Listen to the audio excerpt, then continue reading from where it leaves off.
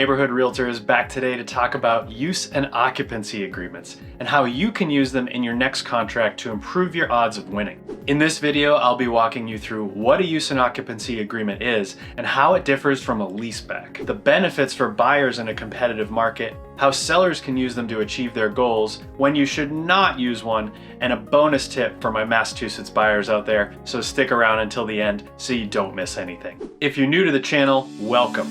I'm a Massachusetts realtor based in Greater Boston with a passion for education. So do me a favor, please like and subscribe so I can reach more people like you. And I'll return the favor with more videos teaching you the ins and outs of real estate. Use and occupancy agreements, also referred to as use and occupancy clauses or just U&Os, are an addition you can make to a purchase contract that gives the seller the option to remain in the property after the buyer closes on the purchase and becomes the new owner. This is incredibly useful when the seller needs more time to move out or find their next home. The U&O term is usually less than 60 days and can be at a cost to the seller or be given for free. While they're not a part of every transaction, they are common enough and accepted in my market here in the Boston area. Depending on where you live, you may or may not have the option or ability to use these. So consult with your realtor if you think you might want to use one. Do you need a good realtor in your area? Feel free to reach out at the link below. I have a network of amazing professionals throughout the country that I can connect you with that would be happy to be of service. So, what's a leaseback? Many agents mistakenly offer their buyers the option of using a leaseback to make their offer more attractive to a seller. While these can be used and are a valid option in my market, they create a dangerous liability and possible headache for the buyer. I'll get into why a bit later, but what you need to know right now is that a U&O offers no property rights except occupancy, whereas a leaseback creates a tenancy. Remember that. Alright, you've fallen in love with a property and you want to make the best offer possible. We found out that the sellers are closing on their next home in 3 weeks and need to close on this property the same day. They also happen to have 3 kids and a ton of stuff to move.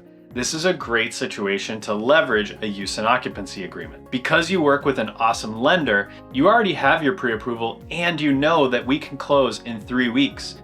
Now you can write your offer with a 3-week closing and then offer a U&O to the sellers for up to 60 days that allows them to make a smooth and stress-free transition to their new home. You don't need to offer the full 60 days. Sometimes just a week is enough, and while you can certainly charge the sellers for the use of the property, if you're in a competitive situation, you could offer the U&O for free to further improve your chances of winning the property.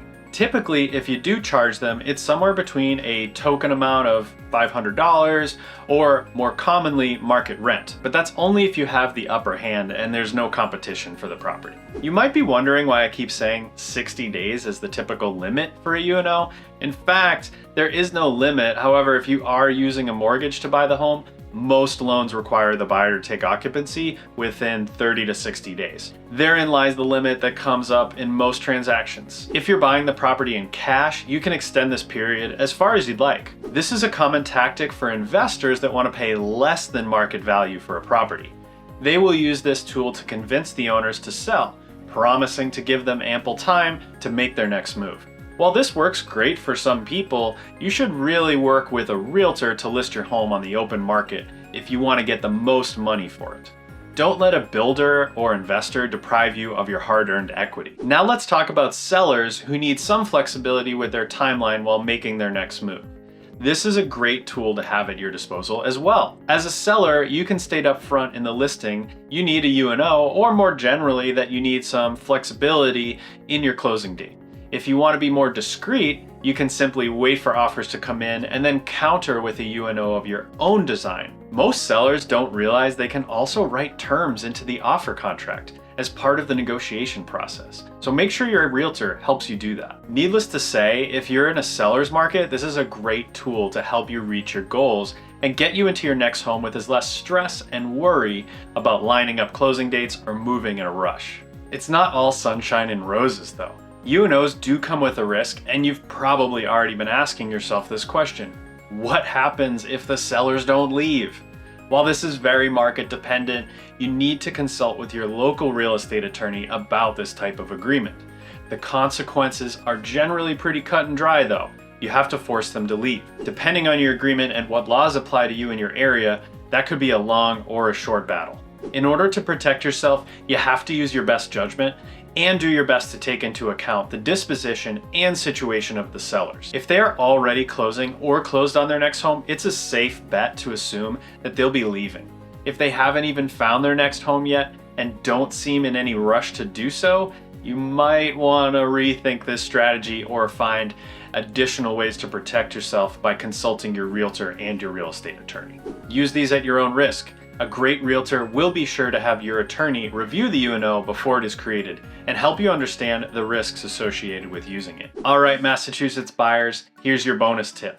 Let's come back to the leaseback and why you should avoid it at all costs in Massachusetts. When you use a leaseback, you're granting the sellers a tenancy, and with that comes tenants' rights. In my home state of Massachusetts, tenant rights are particularly strong. While those laws are there to protect tenants from predatory property owners or companies, they can also be used against the buyer that offered the leaseback. It's not pretty to think about, but if the sellers refuse to leave, instead of just having to remove them from the property, they would now need to be evicted, which takes a great deal of time and money and will leave the buyer, the new owner of the property, without a place to live for an indeterminate amount of time. Don't mix these two things up.